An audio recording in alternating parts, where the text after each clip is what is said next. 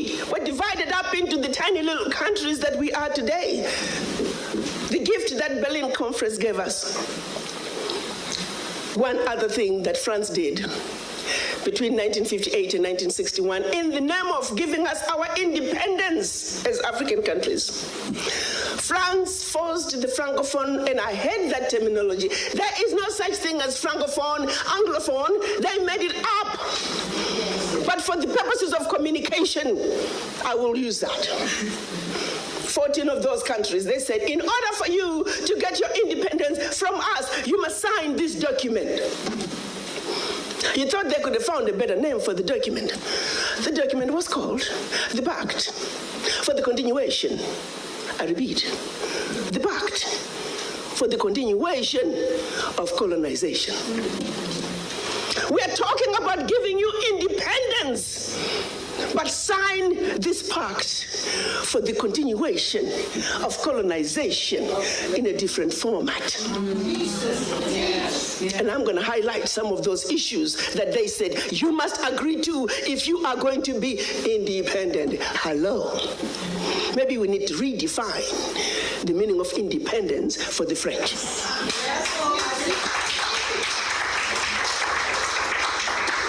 First, France said, you see, you monkeys, you don't know how to manage your money.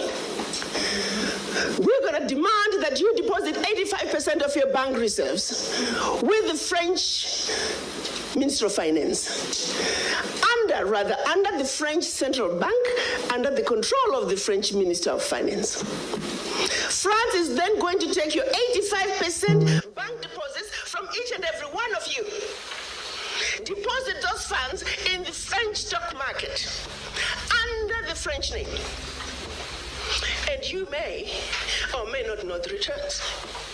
Today, as we speak, the latest figures are saying for every 14 billion that France invests in the stock market from Africa, they are realizing upwards of 300 billion in return. Every year in, year out, because of these deposits from the African countries, France is taking out of Africa over $500 billion. Now figure it out.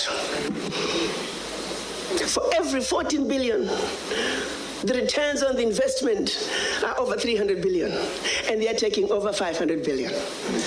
So in actuality, France is taking out of Africa trillions of dollars year in and year out. From us poor people, Africans.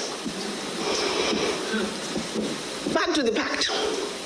So should you want to access some of your money that you have deposited with France, you have to submit your country's financial returns. And if approved, you get to get it as a loan. You can only access up to 20% of your money year in, year out as a loan at commercial interest rates. Your own money. As if that was not enough.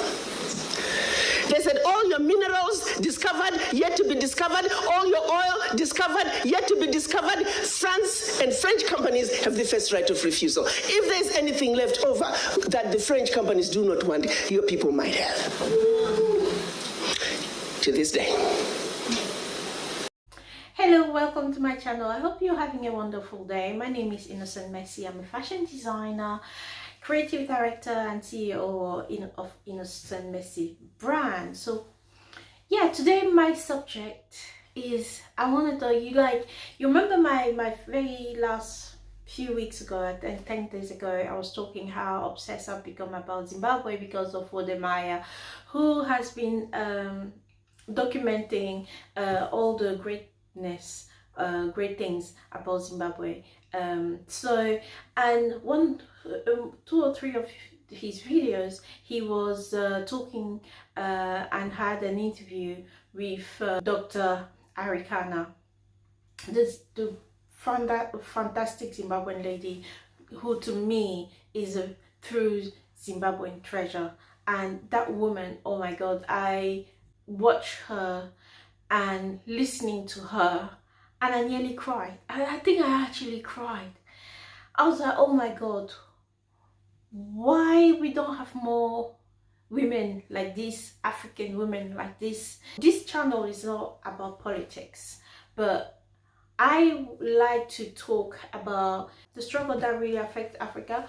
And I, like Wadamaya and like so many other black young African out there, would like to change the narratives of Africa. And like, to do that narrative, we also need to learn about our history, about the things that are actually happening, about the deep negative impact of colonization in Africa. I can never really pronounce that word. Yeah, so yeah, we need to know, to solve the problem, you need to know the root, and you need to go to the root of the problems. And one of the problems that she mentioned that really hurt me was about France, and like how much they are still taking so much money from some African countries. It's just ridiculous. I feel like the West, yeah, they feel like they see us like we are nothing, like little children that need guidance, that need protection, that need discipline. You know, we need to, yes, we have our leaders, but they're there like little, you know, monuments just to put the forefront. The real leaders are them. You know, they're the one giving the advice, telling us what to do. They come and take what we have, and we can't even say no, because they made us sign all these treaties, all these agreements, colonial repayment and all this. We didn't ask you to come to our country. Why do we have to pay you for you to leave, for you to I really don't get it. We went through slavery, and now we have to pay you. Like, when do we ever get our peace? And then, yeah, you're there promoting like Africa is poor. People, yes, we are poor because most of what we make, most of what we have, you take it for your own people, for your own development. And you portray the negative side of Africa, the poor side of Africa, the hunger and the war. We don't mix weapons, but funny enough, we have weapons to fight each other every day. Where does those weapons come from? Like, I'm just tired of it. So Dr. Arikana is like a true treasure, because that woman is fearless. She just speaks her mind. She tells the truth. You know, some people don't like it, but it motivates, and it empowers young African like me to do good and to do better for Africa and to change the narratives. You know, I even doubt if we have like 40% control. They have so much control on Africa. Everyone criticizes Africa, but everyone wants a part of Africa. That's because Africa has so much gift. They've been taking and taking. They're still taking. They're not going to take until we have nothing left. You know, Dr. Arikana is a very role model to me. And I think she is to most young African ladies there and men. And she's the light of Africa. Like, she's what we need.